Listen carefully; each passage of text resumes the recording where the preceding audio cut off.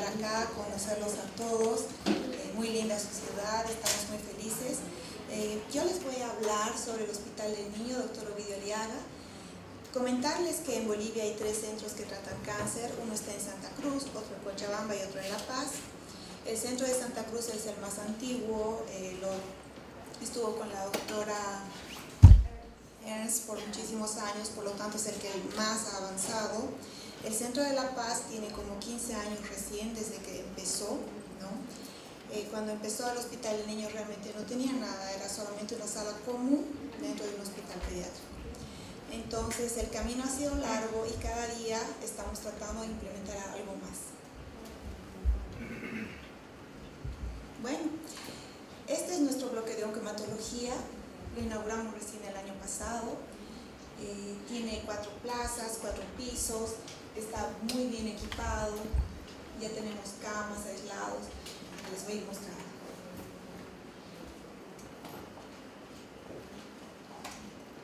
Bueno, antes, como les decía, nuestras unidades solamente eran salas comunes y bueno, todo el equipamiento era muy antiguo. Hoy ya tenemos camas mucho más modernas y tenemos más equipos.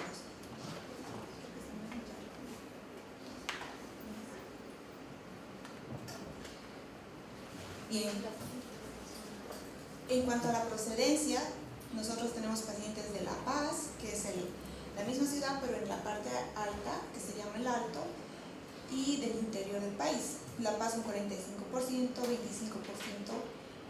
25%, La Paz 25%, el Alto 45% y el interior 40%.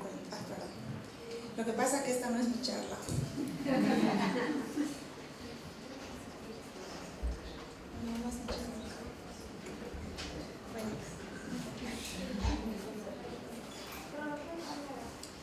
Bueno, lo voy a seguir.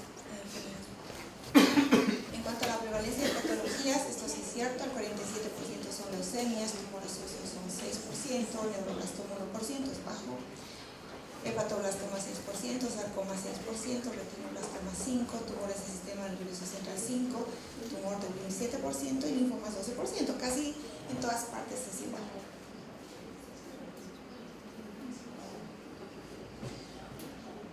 Una de las cosas que nos preocupaba era por qué nos estaba yendo no muy bien en oncología, ¿no? Como podemos ver, tenemos pacientes que han abandonado, un 36%, pacientes vivos sin enfermedad, un 33%, un 16% en tratamiento, pero estas no son buenas cifras, son malas cifras. Entonces, lo que preocupaba, decíamos, ¿qué podemos hacer para mejorar la situación? ¿Qué es lo que está pasando? Entonces, empezamos a hacer varios proyectos para implementar y mejorar la situación. Entre las cosas que habíamos pensado, lo primero era que no existían oncólogos pediatras en Bolivia. Yo era la única oncóloga de La Paz, en Santa Cruz tenían 2, en Cochabamba había 1. Obviamente, los pacientes que vienen de Tarija, que es lejos, de Beni, de Pando, no podían ser tratados. Iban a un centro de referencia, pero ¿quién puede quedarse 2 años en una ciudad lejana? Por eso es que se creó el proyecto de la subespecialidad en oncología pediátrica, justamente en el Hospital del Niño, pero con una salvedad, que las personas que se están formando no son de ciudades centrales, ni de La Paz, ni de Cochabamba, ni de Santa Cruz, ¿no? Entonces tenemos ya 2 especialistas que se están formando, uno es de Tarija y el otro es de Potosí. Por lo tanto, el plan es hacer una red nacional de oncólogos, cosa que cada ciudad pueda atender a sus niños en su respectivo lugar. Otro problema que teníamos era el de enfermería oncológica. No existían enfermeras oncológicas, ¿no? Y si alguna se había formado era fuera del país y generalmente si trabajaba era en un centro privado. Por eso también creamos una residencia de oncología para enfermeras. En este momento está corriendo y ya nos van a dar la resolución ministerial con la cual ya vamos a poder formar enfermeras, pero para toda la ciudad. Otra cosa que nos preocupaba es que como oncólogos no tenemos una representación en el ministerio. Realmente el programa nacional de cáncer no nos atiende, por lo tanto tenemos que crear un programa de oncología que nos sirva y nos ayude con todas nuestras necesidades.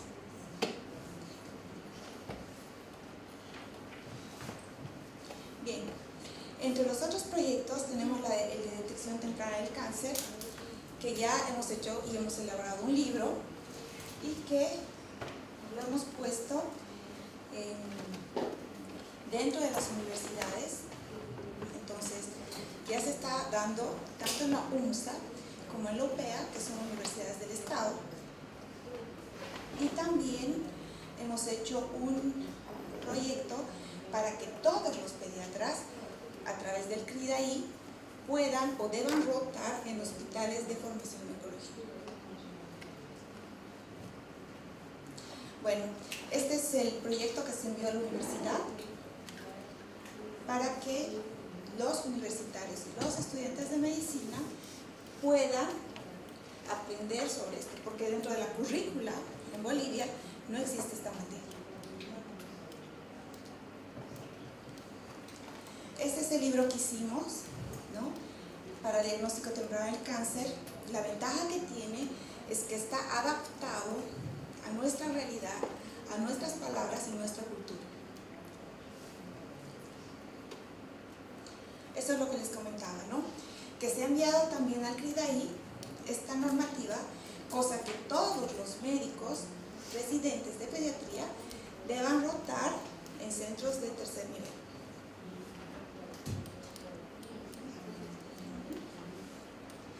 Bueno, esta es la foto del curso de entrenamiento de enfermería oncológica.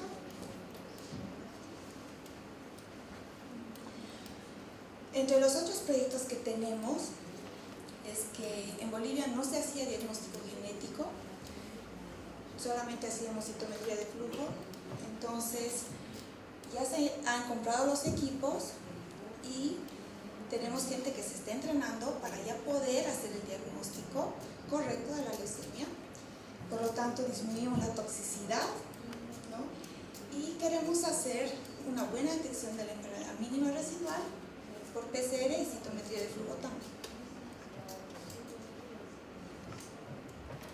Esto es lo más nuevo. Ocurre que en Bolivia solamente hasta los 5 años los niños tienen tratamiento gratuito. Arriba de los 5 años tienen que pagar hospitalización, laboratorios y medicamentos.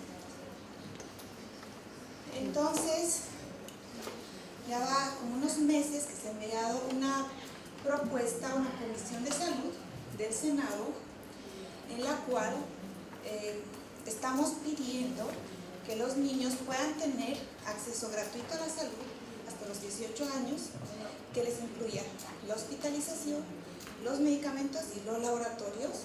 Esa ley en Bolivia se presentó hace 10 años. Sí, lo que pasa que acá lo que hay que hacer es ir y buscar a las personas implicadas, pedirles y hacer como un lobby y estar todo el tiempo sobre eso. Entonces, andamos el día. Sí. El plazo todavía es incierto.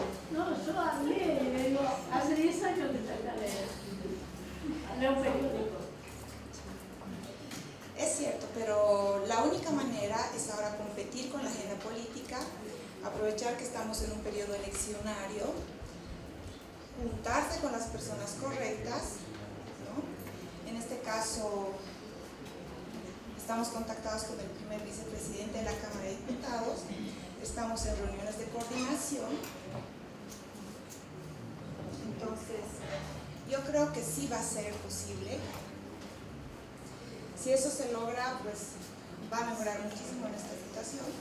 Como les digo, queremos lograr la extensión del seguro materno infantil hasta los 16 años, que la hospitalización, los estudios de laboratorio, gabinete, fármacos, reactivos, insumos sean gratuitos, que la sangre sea segura Queremos tener acceso a la radioterapia, mejoras en la tecnología quirúrgica, porque sabemos que necesitamos mejorar el área quirúrgica en todo sentido, ¿no?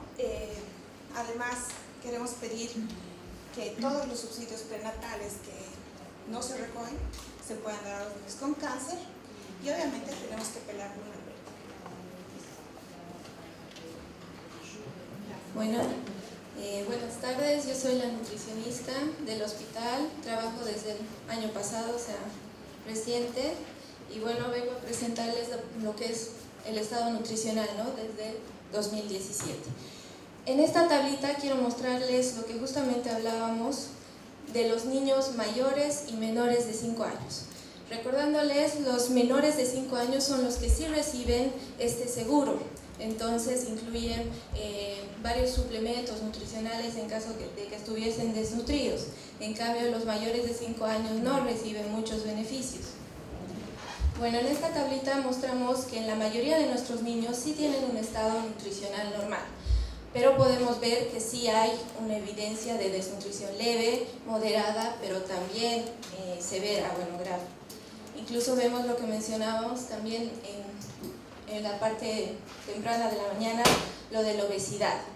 Pero lo que quiero recalcarles es que los niños mayores de 5 años en celestito tienen mayor grado de desnutrición grave comparados con los niños menores de 5 años. Por el mismo hecho de que llega el niño con desnutrición grave y se aplica un protocolo que es del desnutrido grave, y para estos niños no hay fórmulas y no les podemos conseguir, o en realidad tenemos que estar buscando migajas de fórmulas o lo que sobraron los otros niños para poderles hacer aumentar de peso. Bueno, estas tablitas comparan según el sexo. Este es para menores de 5 años. Quería mostrarles que son las niñas las que presentaron desnutrición grave. Y es algo que todavía preocupa en Bolivia, ¿no? Porque es el único protocolo oficial que se aplica en los niños. En cambio, para los mayores de 5 años, la desnutrición grave son tanto el sexo masculino como el femenino, que muestran en una misma cantidad. En cuanto a obesidad, nuestros índices son muy bajos todavía. Por eso lo que más nos preocupa por el momento es la desnutrición.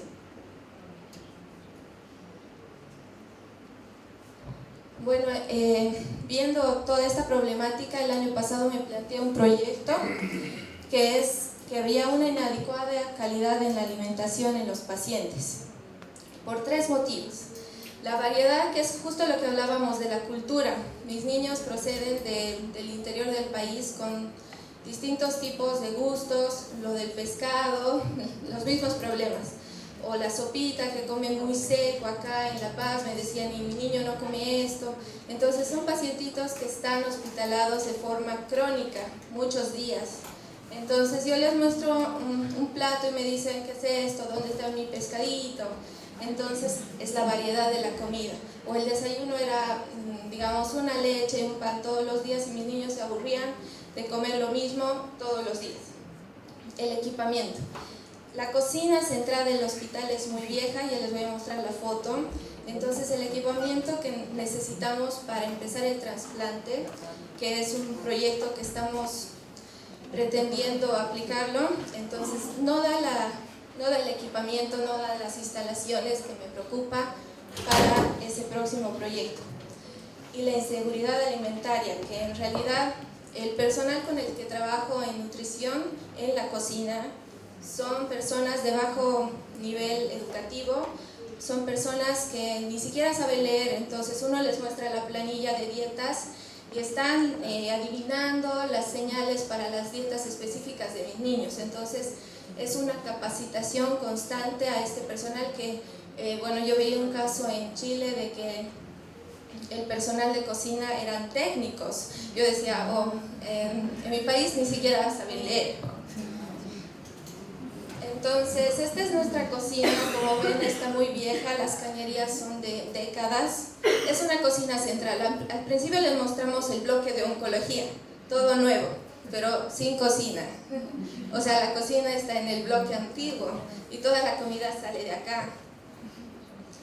Entonces, bueno, ya están mis internas y bueno, todo el piso nunca se cambió, nunca se refaccionó. Entonces, no es el mejor medio para mandar la comida a niños que están neutropénicos. Era una vajilla inadecuada. Como ven, esos envases de plastoformo que incluso son tóxicos para los niños se utilizan todavía en el hospital, pero más bien ya no en onco. Las tacitas eran de plástico, esas incluso son nuevas, que las traté de mejorar porque las demás son percudidas. Así era la distribución de alimentos a oncología en un carrito que ni siquiera tenía cobertor, todo llegaba contaminado, entonces era de gran preocupación. Este es el nombre del proyecto que ya comenzó, entonces yo les quiero mostrar todo lo que ya hemos logrado hasta el momento. Entonces están en fortalezas. Ahora he conseguido desayunos especiales y hablando de la quinoa, entonces yo les ofrezco varios cereales a mis niños en la hora del desayuno, como quinoa, amaranto, para cambiar la lechecita y el pan.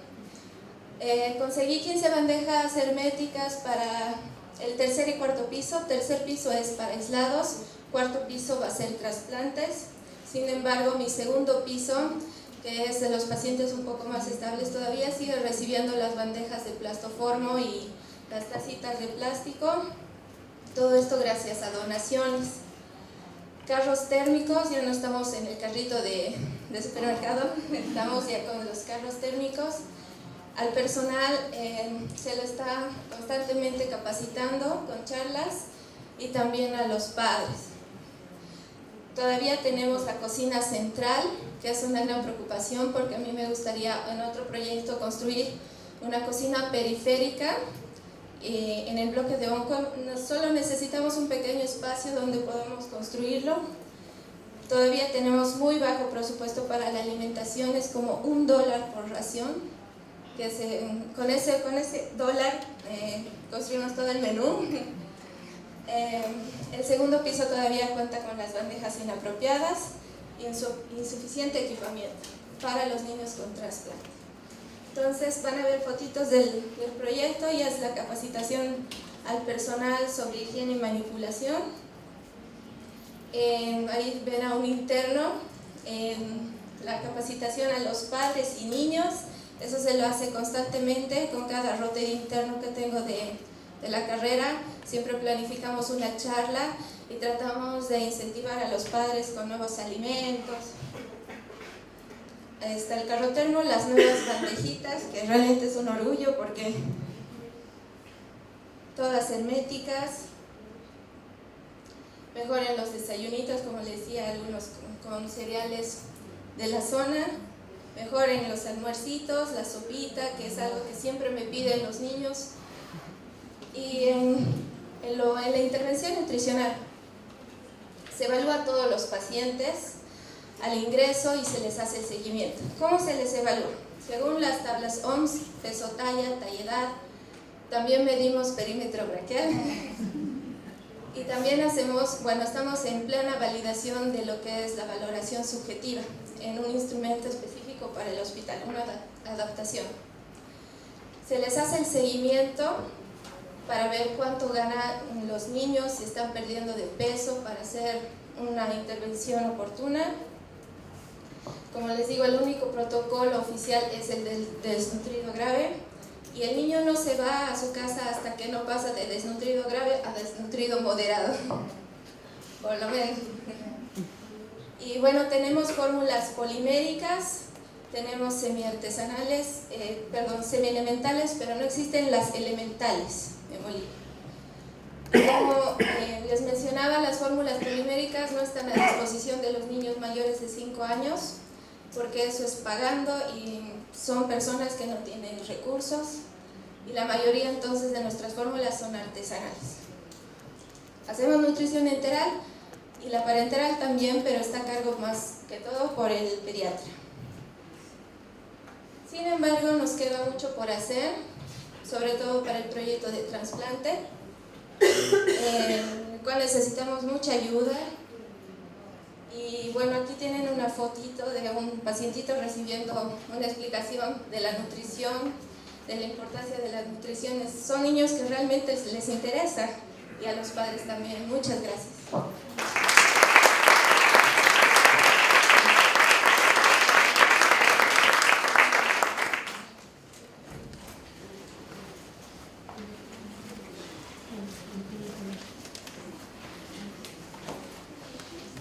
Hola, muchísimas gracias de verdad por la oportunidad. Yo soy Estela Coleoni, trabajo en el Instituto Oncológico del Oriente Boliviano de Santa Cruz de la Sierra. Nuestro hospital en realidad tiene 40 años trabajando. Es un hospital de adultos y niños, solo de cáncer. Y desde hace 20 años se introdujo lo que es el cáncer de niño. Antes el cáncer de niño era manejado también por oncólogos de adultos. Y apareció una oncóloga de niños, que es la doctora Yolanda Ernst, que trabajó como jefa del servicio hasta el año pasado. Recién me introduje yo desde agosto del año pasado como jefa del servicio. Y en realidad, como dice Astrid, la realidad de la oncología en el país pediátrica es bastante mala, ¿sí? En estos menores de 5 años que hablaban que se trataba gratis, en realidad solamente para la leucemia linfoblástica aguda de riesgo estándar. No hay más quimioterapia, todo lo demás es a punta de donaciones. Entonces el hospital funciona con donaciones y nada más. Personal es muy poquito, que es, yo creo que en realidad de muchas tal vez regiones en los países como los de ustedes, y en nosotros es una realidad de todo el país. Entonces, como para tener una idea, digamos, Bolivia tiene 11 millones de habitantes, estamos ahí en el centro de Sudamérica. Santa Cruz es una de las regiones, que es de donde yo vengo, la más grande del país, y tenemos 3 millones de habitantes. En cuanto a la mortalidad, la desnutrición, etcétera, etcétera, hay muchos números que se manejan por el Estado, que dice que hemos bajado de 32% a un 20%. La verdad es que cuando uno lo ve en el día a día, esto no se refleja. No sé cómo sacan las encuestas, y no estoy aquí nada de político ni nada de eso, sino es lo que uno ve en el día a día. La tasa de mortalidad de menores de 5 años bajó de un 8% a un 3.8%, la mortalidad infantil de un 54% a un 24%, son datos oficiales, y la tasa de hambre bajó casi 15 puntos. La probabilidad de que un niño o niña menor de 3 años padezca de desnutrición, solo que no concuerda, es 1.8 veces mayor en las zonas rurales que en las zonas urbanas, y la verdad es que pareciera que fuera mucho más. En los programas que el Estado boliviano tiene, es lo que estábamos hablando de niños menores de 2 años, implementa algunos suplementos nutritivos como NutriBebé. En esta edad la desnutrición crónica se redujo un 25 a un 15% en los últimos años. Hay el subsidio prenatal y de lactancia, y hay el manejo del desnutrido grave, ¿sí? Algunos suplementos que van entregando. Ese es el NutriBebé, que en realidad no les gusta a los chicos, no lo comen. Y el subsidio famoso de lactancia, que es y el de las mamás, los venden los padres, porque es la realidad. O sea, les dan el subsidio, no lo usan, y está muy bueno, tiene quinoa, tiene amaranto, tiene un montón de cosas, pero como la cultura nuevamente no entiende de esto, entonces se larga todo una cosa que les va a hacer bien, pero sin educación. Entonces la gente lo vende y sigue comiendo papa, arroz, chuño y todo lo demás, ¿no? Bueno, la causa de desnutrición en nuestro país, igual que en muchos otros países, es pobreza extrema, y sobre todo esto, diría yo, falta de compromiso en educación contra malos hábitos de alimentación. La verdad es que esto es lo que nos hace a nosotros mucho más pobres. Los aspectos culturales, carencia de centros de nutrición integral. Por ahí hay 1 o 2 en un departamento, son 9 departamentos que serían las provincias como en Argentina, son 9 y hay 1 o 2 en todo para cubrir a toda la población. Hay mucha desnutrición hospitalaria por falta de personal, de equipamiento, de capacitación, etcétera. Bueno, esto es Santa Cruz, el 56% está en la capital y el 43% más o menos en el área urbana, pero realmente son bien distantes las regiones. Hay programas que son regionales en el mismo departamento o provincia que está implementándose, como los kioscos saludables y huertas en los mismos colegios para enseñarles a la población, el desayuno escolar que se da en la primaria nada más, y apoyo de desnutrición en centros regionales, que tenemos solo 2, uno dentro de la ciudad y uno que es en una provincia. Y lo que en realidad funciona, creo que yo más, y que desde donde se larga tal vez estos índices que han ido bajando, es por la ayuda de ONGs. En realidad son ellos los que le ponen el hombro a la desnutrición, por lo menos en Santa Cruz. Por ejemplo, hay una ONG que es Save the Children, que funciona en varios países, y la verdad es que ha ido disminuyendo bastante la desnutrición, la anemia, y sobre todo porque han trabajado en pilares muy importantes como la generación de ingresos de la propia familia en cuanto a producir sus mismos productos, verduras, etcétera, etcétera, consumirlos ellos y también poder venderlos. También cambiaron los hábitos alimenticios, de higiene sobre todo, y de agua segura, porque había muchos parásitos. Entonces hicieron letrinas, etcétera, etcétera, que estaban alejadas, y esas cosas que verdaderamente disminuyó las diarreas y demás cosas. Y es así como ellos trabajan en las comunidades, ¿no? Entonces, con todo esto, Santa Cruz en realidad tiene muy por debajo la media de desnutrición crónica del país. O sea, estamos aparentemente bien, pero ahora surge lo que todo el mundo grita, ¿no? Obesidad, porque en realidad están comiendo más comida chatarra y cosas de esas. Y bueno, la situación entonces en nuestro hospital, en Silla, el Instituto Oncológico es un hospital chico, en realidad tiene 40 años, pero siempre fue un poquito abandonado, digamos, por el gobierno central, y funciona con donaciones de fundaciones. Entonces, Santa Cruz deberíamos tener más o menos 145 casos nuevos por año, llegamos a tener la mitad de esto, quiere decir que todavía existe mucho esto del diagnóstico precoz y todo lo demás, para lo cual nosotros vamos como hospital y damos charlas de diagnóstico precoz en diferentes regiones, y en la misma ciudad mandamos a traer a los médicos de diferentes lugares para darles estas charlas, ¿no? Que nos enseñó Florencia. Así que hacemos con copy algunas modificaciones y a eso aplicamos. De la ciudad de Santa Cruz viene la mayoría de los pacientes, un 76%, el resto viene del resto del país, los atendemos a todos por igual. Nosotros tenemos ayuda de quimioterapia porque se hicieron gestiones durante años de una fundación que se llama Afanic España, que nos traen ellos la quimioterapia y las administramos gratis a todos los niños, independientemente de dónde vengan. O sea que tal vez por eso nosotros venimos siendo, digamos, un centro de referencia prácticamente en este momento, ¿no? Justamente porque tenemos la quimio que en otros lados las tienen que pagar, ¿no? 25% viven a menos de 10 kilómetros del hospital y 75% viven a más de 10 kilómetros del hospital de la ciudad de Santa Cruz. La procedencia era lo que decíamos, 51% de la capital, 25% de las otras provincias y 24% de otros departamentos. Sucede lo mismo, solo que acá nosotros como segundo cáncer más frecuente tenemos los linfomas. Y los tumores del sistema nervioso central entran más o menos en el quinto, tal vez porque no los diagnosticamos.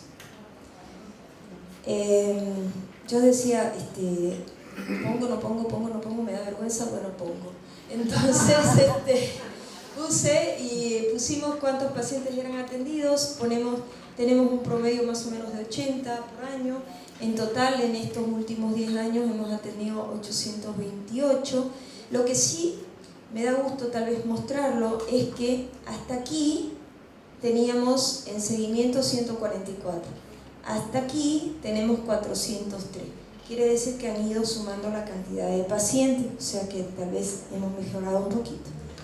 En cuanto a la mortalidad, o sea, por año tenemos una cantidad de niños nuevos, antiguos, muchas recaídas, pero si nosotros sumamos esto, más esto, más esto, en realidad no tenemos ni un 40% de sobrevida.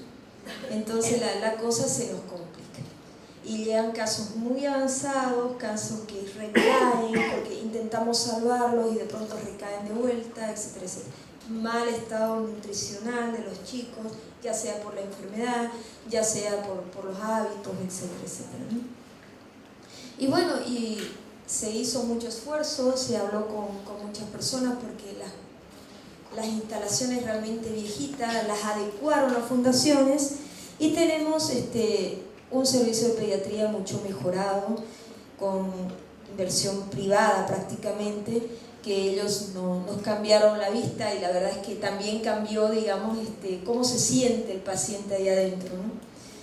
Y lo hicimos con mucho esfuerzo, es el mismo lugar viejito pero con pintura nueva y la verdad es que está bastante agradable para ellos, tenemos una sala de terapia, hospital de día, etc.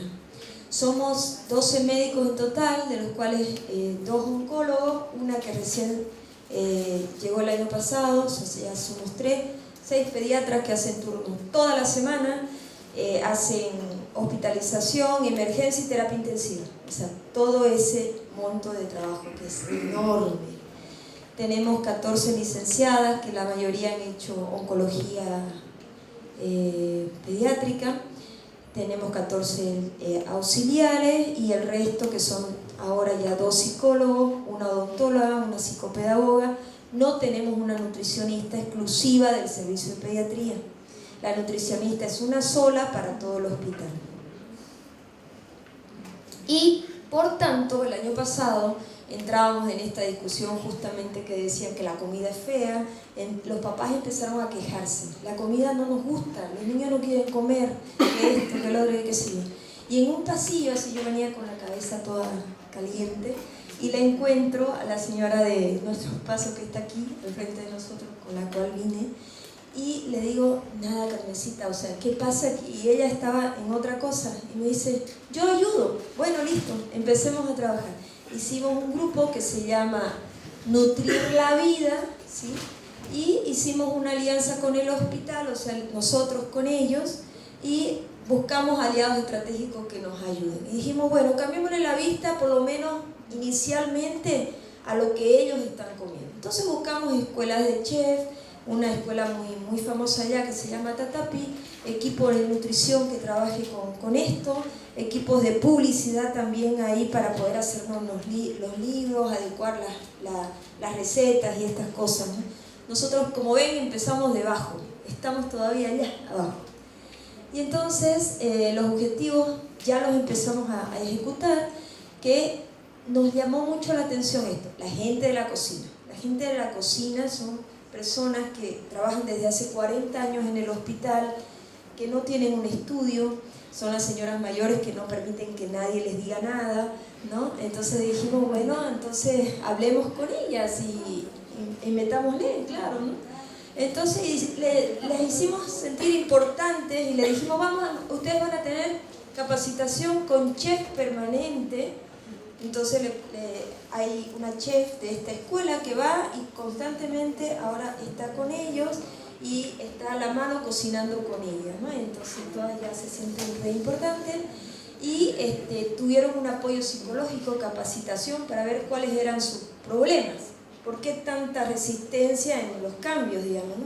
Y ellas empezaron a exponer sus cosas y estas cosas. Parece cosa básica que ustedes ya lo pasaron hace millones de años, pero nosotros estamos empezando de vuelta. Y de la mano con oncología y con clínica, con pediatría justamente, ¿no? Para que les digan, nada, es por esto, es por una mucositis, es por una enteritis, es por una, etcétera, etcétera. La preparación de los menús agradables, atractivos, nutritivos, acorde a los alimentos de la región y que no se introducen por barreras culturales de todo lo que estaban hablando. La implementación de utensilios, como decía Astrid, adecuados de cocina, uniformes que se sientan bien, etc.